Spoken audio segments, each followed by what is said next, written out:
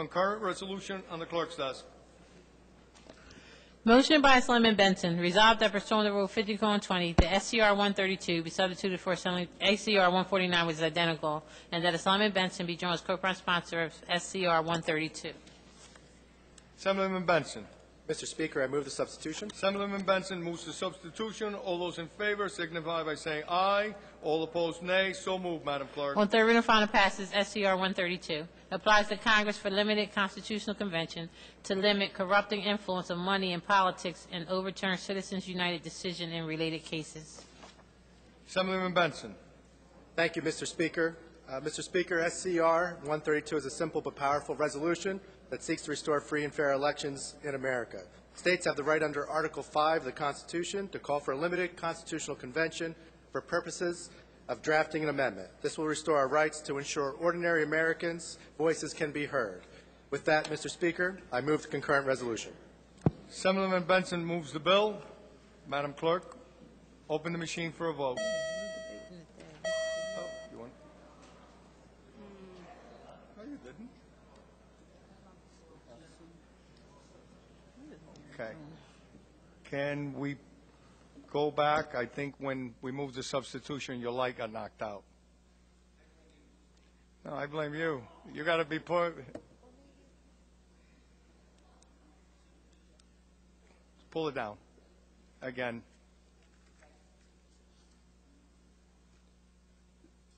Again, Assemblyman Benson moves the bill. There you go. Assemblyman Carroll. Thank you, Mr. Speaker. Unlike most other nations, the United States places a huge premium on almost unbridled free speech. To paraphrase the late Justice Black, when it comes to free speech, no part of Congress shall make no law is the least bit unclear.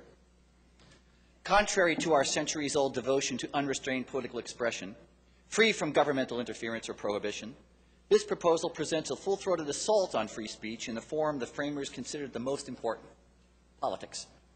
If we adopt a constitutional amendment of the sort this proposal advocates, for the first time in 224 years, we would amend and severely constrict the Bill of Rights to muzzle political speech.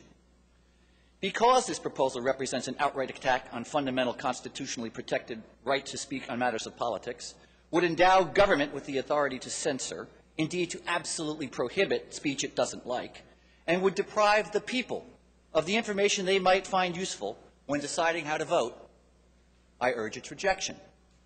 Mr. Speaker, this proposal by its express terms arises out of what should have been a wholly uncontroversial decision by the United States Supreme Court in the Citizens United case. There, a group of Americans who chose to speak through a corporate entity they formed sought to broadcast a movie critical of Senator Hillary Clinton. Due to restrictions imposed by McCain-Feingold, a judge of the United States District Court determined that the government possessed the power to prevent the showing of this movie. Mr. Speaker, let's stop right there for a minute, and I want to repeat that. A judge determined that the government could properly ban the showing of a movie. Just last night, or so I'm told, the Motion Picture Academy gathered to honor achievements in film. Does it not follow that if government can decide that a movie can be banned on the basis of its subject matter, which is precisely what the United States District Court held in Citizens United, it can easily ban a movie about the war in Iraq as one about Hillary? Should an amendment like the one advocated here actually pass, the rankest pornography, nude dancing, filthy song lyrics, and the like would all enjoy greater constitutional protection than discussions about politics. As the Solicitor General admitted during oral argument, such a regime would allow the government to actually ban books if even one sentence advocated or opposed any candidate for office. That any representative of the American people would advocate for banning books or muzzling political speech is absolutely incredible. The instant proposal errs in many respects, Mr. Speaker. In its very first sentence, it contends that, quote, excessive spending by outside interests constitutes a, quote, corrupting influence on the election process. Permitting freedom of speech somehow compromises the ability of a common citizen to seek office or the electorate to select candidates of its own choosing. A simple query. what constitutes, quote, excessive spending? Even more fundamentally, what American now qualifies as a, quote, outside interest, such that her right to speak no longer warrants constitutional protection? Since when is political speech, supporting or opposing a candidate for office, a, quote, corrupting influence? Now, obviously, if the public knew the full truth about Hillary, it would severely undermine her candidacy. But suppressing the truth is not a legitimate governmental function. Indeed, the entire second clause of this proposal implies that if we permit the American people to listen to political speech, they might choose to elect different political leaders, support different laws, and ask their representatives to point this country in a different direction. Now, Mr. Speaker, I suppose that I might have missed something back when I took civics and constitutional law, but I rather thought that was precisely the point of political campaigns, to give the American people sufficient data to make fully informed political choices. Mr. Speaker, my occasional contributions notwithstanding, there is no such thing as too much political speech. The price of living in a free society, as painful as it might be, requires tolerating Rachel Maddow and Michael Moore, both of whom, by the by, work for corporations or own corporations. Indeed, many of those who oppose basic freedom of speech focus on the fact that Citizens United is a corporation. But corporations are nothing more than groups of people. Curiously, the opponents of Citizens United are not the least bit troubled by the expenditures of the New York Times corporation supporting or opposing a candidate.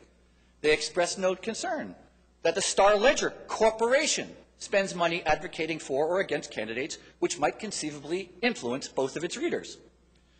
Mr. Speaker, America boasts a long and salutary tradition of robust, forceful, unrestrained political expression, and the asserted influence of money is grossly understated.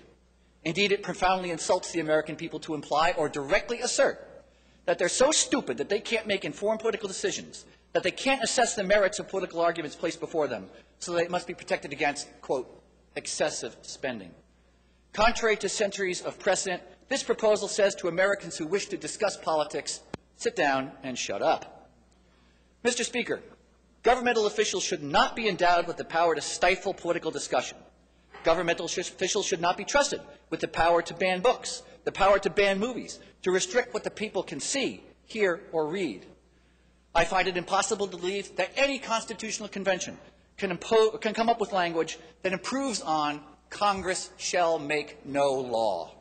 A proposal such as this represents a threat to potential threat to basic liberties. I urge its unanimous rejection. Thank you, Mr. Speaker. Thank you.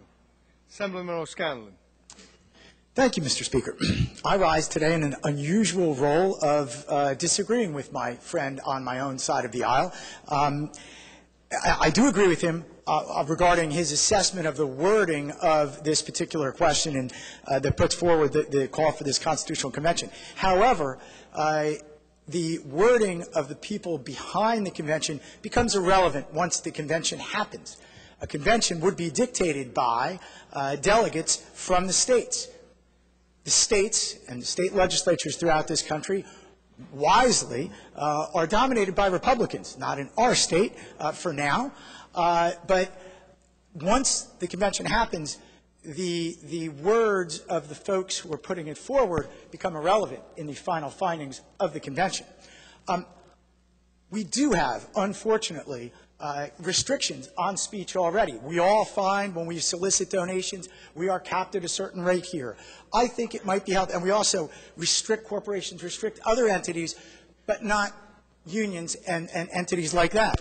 Perhaps a convention of this sort might come up with some creative solutions that would actually enhance political speech and make it more free and reduce limits on political speech. That's why I'm going to vote for it today. Thank you, Madam Clerk. Open the machine for a vote.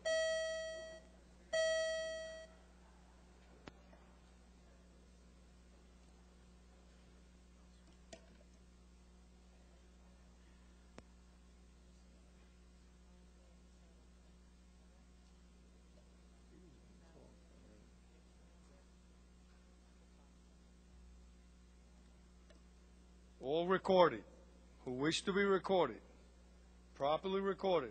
Madam Clerk, close the machine, take a tally. Mr. Speaker, SCR 132 has received 44 votes in the affirmative, 25 in the negative, and 2 abstentions.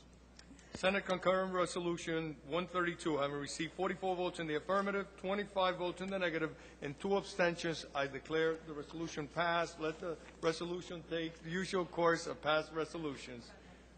Back on consent, bill in the clerk's desk. On third reading and final passage, Assembly Bill 3505, sponsored by Assembly Persons Legata and Singleton, authorizes special motion to dismiss